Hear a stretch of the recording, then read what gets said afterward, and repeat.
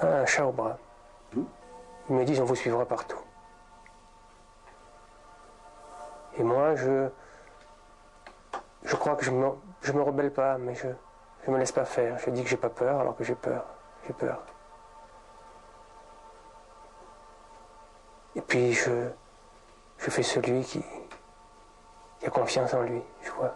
J'ai confiance en moi. Je leur dis que c'est pas vrai, que s'ils me disent que ce n'est pas vrai, qu'ils ont des moyens techniques, mais que c'est pas vrai. Ça tient pas debout. Ils me parlent de Grenoble. Ils me parlent des Jeux Olympiques de Grenoble, voilà. À ce moment-là,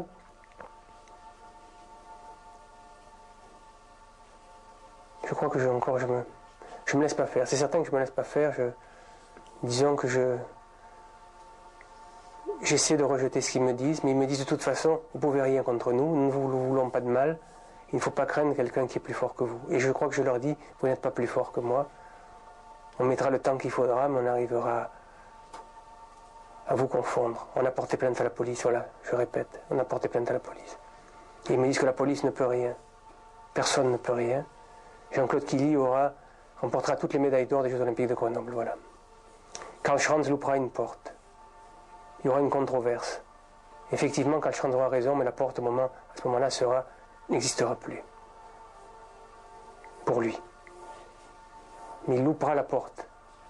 Et Killy sera champion olympique. Ces êtres manipulent le temps.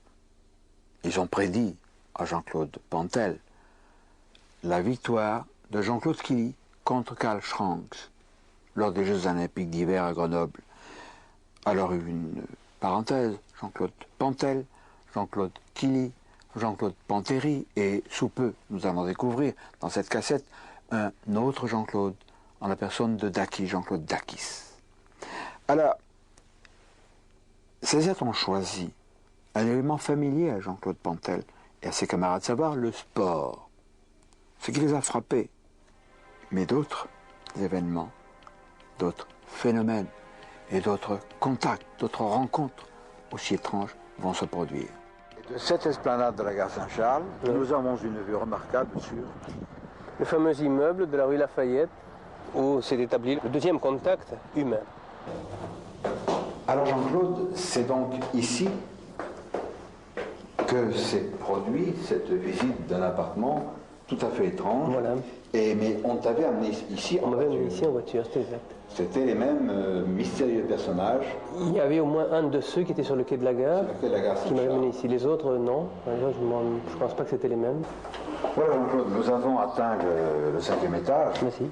Et c'est bien ce couloir, évidemment, il était peint différemment. Oui. Et si mes souvenirs sont bons, c'est ici qu'il y avait les graffitis.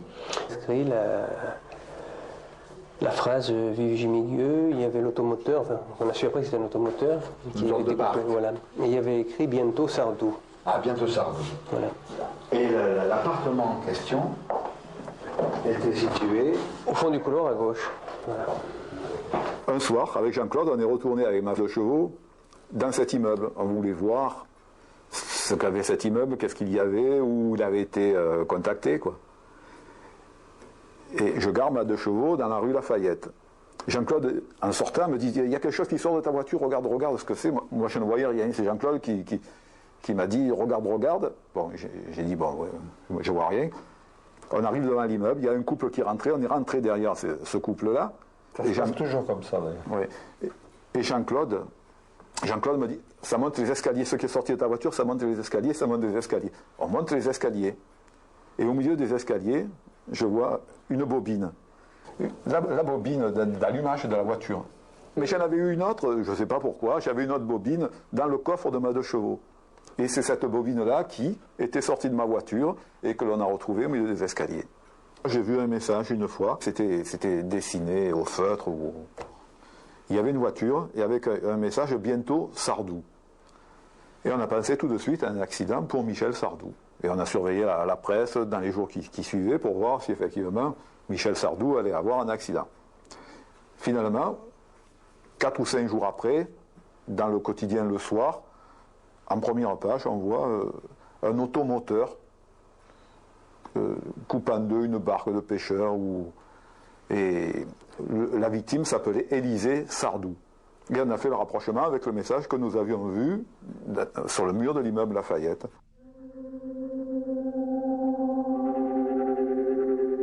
C'est dans cette voiture, reconstituée par notre illustrateur, que Jean-Claude Pantel va à nouveau rencontrer ces êtres. Nous sommes alors à Lyon.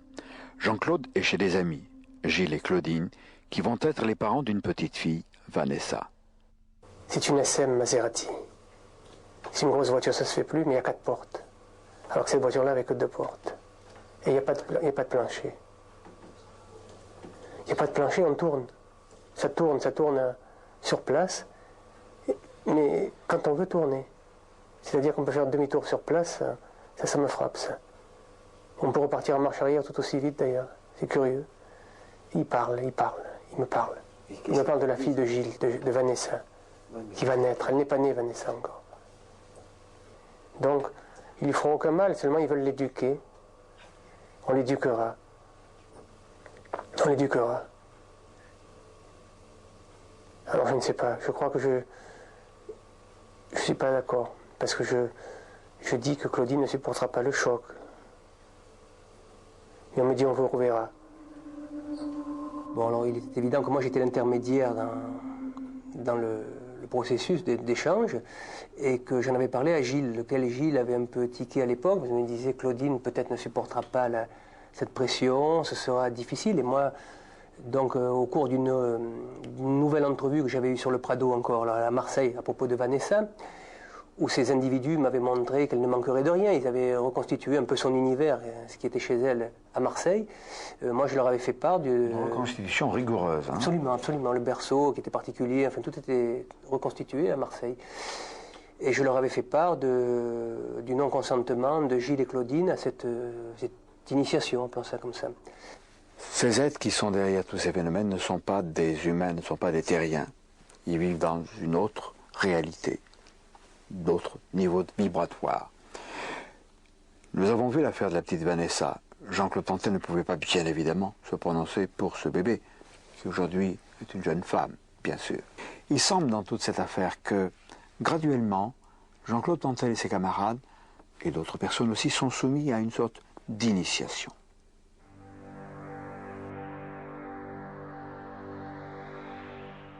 Robert Rebattu, vous êtes un ami et un confrère de travail de Jean-Claude Pantel. Tout à l'heure, quand nous sommes arrivés chez vous, nous sommes sortis de l'ascenseur et nous avons entendu un fracas épouvantable. Et moi, bêtement, je me dis, tiens, c'est le courant d'air qui a fermé la porte. Puis je me réalisais que le courant d'air de l'ascenseur, il y en a très peu. Et c'était une porte massive qui était littéralement sortie de ses gonds, mais sans avoir été ouverte. Elle s'est en quelque sorte dématérialisée de ses gonds, etc. Et nous avons eu du mal à la...